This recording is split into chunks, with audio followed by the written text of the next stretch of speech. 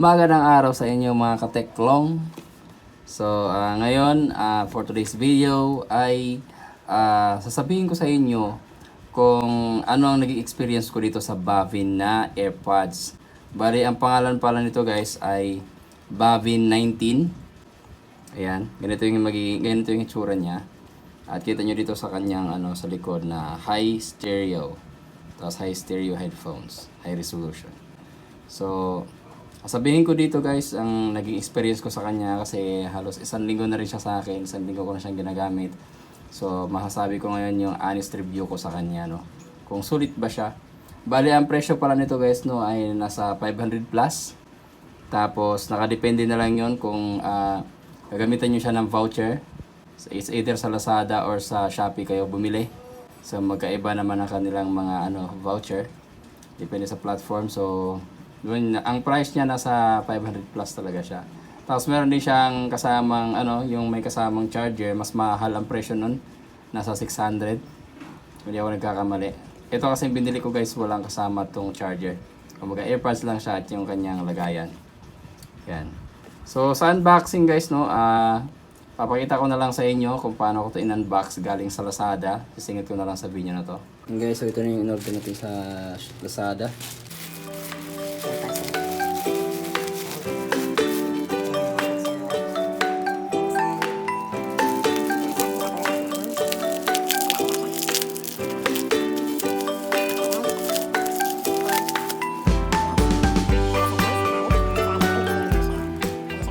Okay, so ang pagbukas sa kanya ay ganito lang naman siya. May seal to dito, dalawa.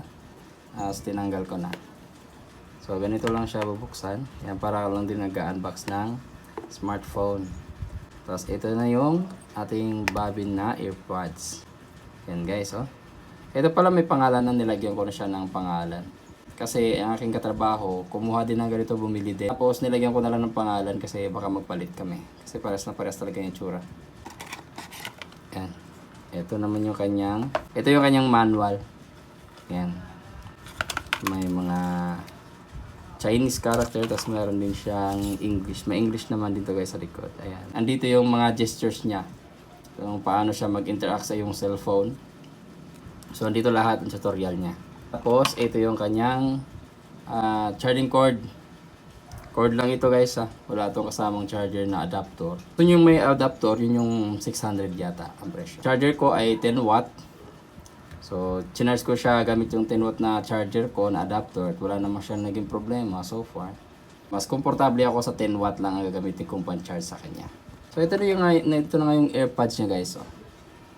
Ayan. So yan, napakasimple lang. Yan, may nakasulat sa likod. Designed by Bavin in China. Bavin 19. Yan, ito yung tsura niya. Maliit lang talaga siya. Tapos sa pagbukas sa kanya, ganito guys. Yan.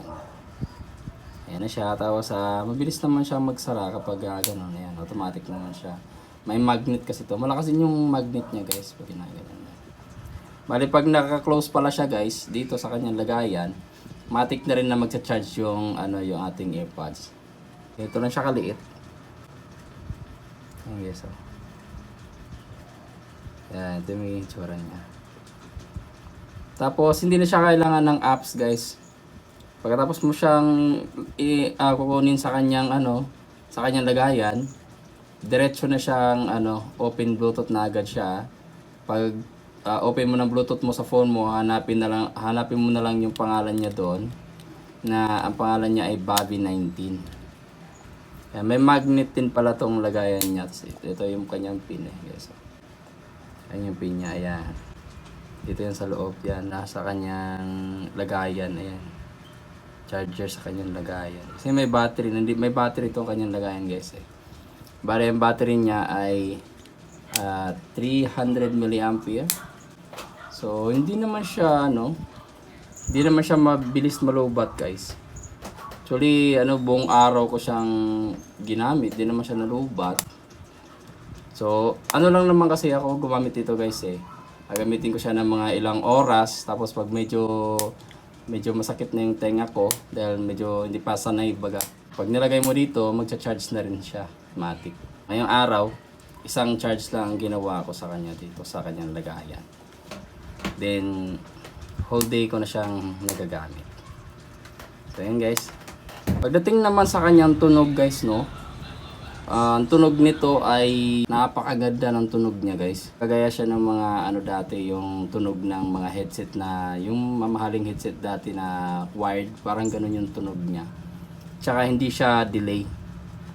Mga konti lang yung kanyang ano, ms yata, yung latency niya. So kapag ginagamit mo siya, kahit naglalaro, ginagamit ko rin siya habang nag-ML or nag Call of Duty. So far wala talaga siyang problema at napakaganda ng tunog niya doon sa bawat putok ng baril, ganun, bawat skill na binibitaw. Hindi naman siya nagdi-delay. Kaya goods na goods to guys pag ginagamit mo siya for gaming.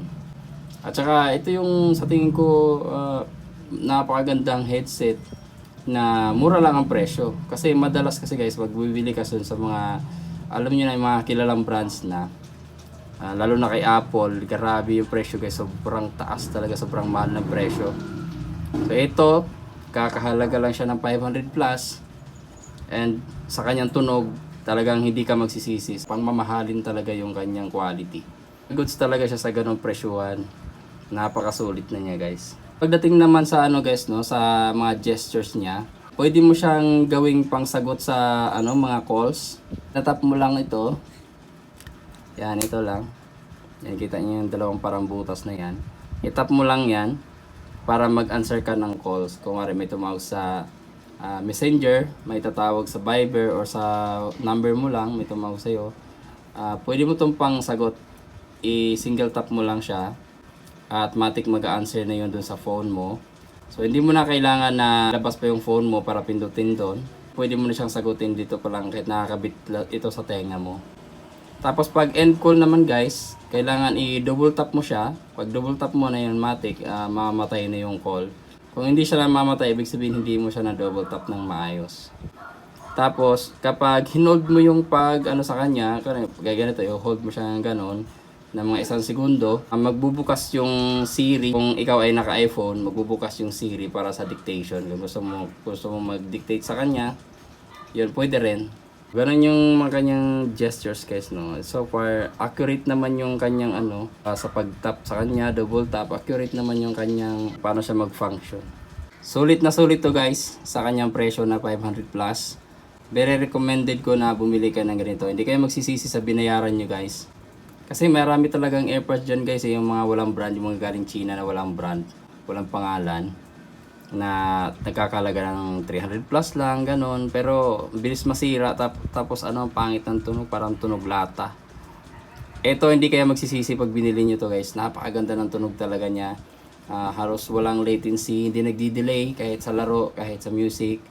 Yan, pwede mong pang interact sa ano, post and play sa YouTube, sa Spotify. Pang post, pwede rin siya pang post and play. So yun lang, sana nakatulong tong video sa inyo sa paghahanap ng murang AirPods